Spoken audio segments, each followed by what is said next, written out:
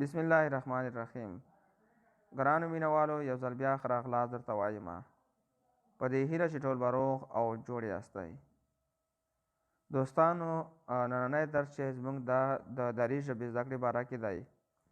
دلته ما تاسو ته د تېرې ورځې کوم درس چې پاتې و ما تاسو ته ویلي چې راتلونکي ویډیو کې به تاسو ته زه دا درس وایم، نو هغې کومه پاتې برخه چې ما دلته تاسو ته راوړې ده چې دلته ما هم په دري ژبه لیکلی او هم مې په پښتو ژبه درته لیکلی چې زه به تاسو ته یوه جمله وایم او هم به یې درته ترجمه کوم.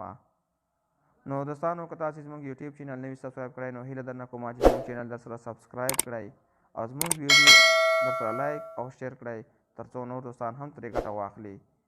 یوه یادونه باید درته وکړم چې په دې چینل کې دوستانو ما تاسو ته نور ویډیوګانې هم اپلوډ کړي دري ژبې زده کړې باره کې، نو تاسو کولی شئ چې زموږ چینل ته لاړ شئ او هغه ویډیوګانې هم درسره وګورئ.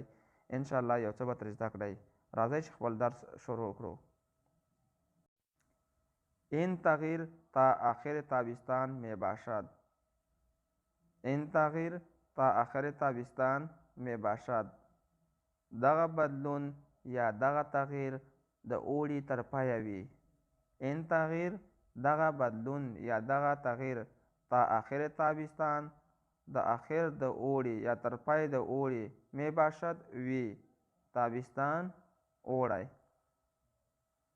تا آغاز خزان بعض روزها رویا کوتاهی و شب رویا درازی می باشد.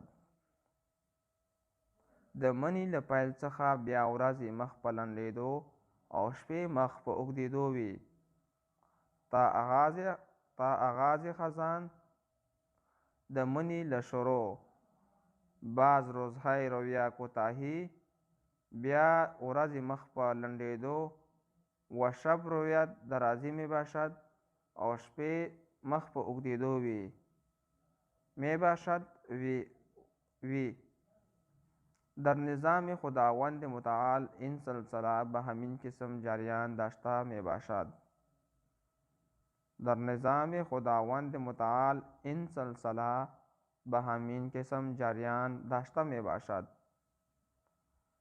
د الله تعالی جل جلاله په نظام کې دغه لړۍ همداسې روانه وي. در نظام خداوند متعال د الله جل جلاله په نظام کې این سلسله دغه لړۍ به همین قسم په همدغه ډول یا په همداسې یا په همدغه قسم جریان داشته می باشد، روانه وي یا جریان لري. می باشد وی. مردم در تابستان برای زمستان خود را آماده می سازد. مردم در تابستان برای زمستان خود را آماده می سازد. په اوړي کې خلک د ژمي لپاره ځانونه چمتو کوي.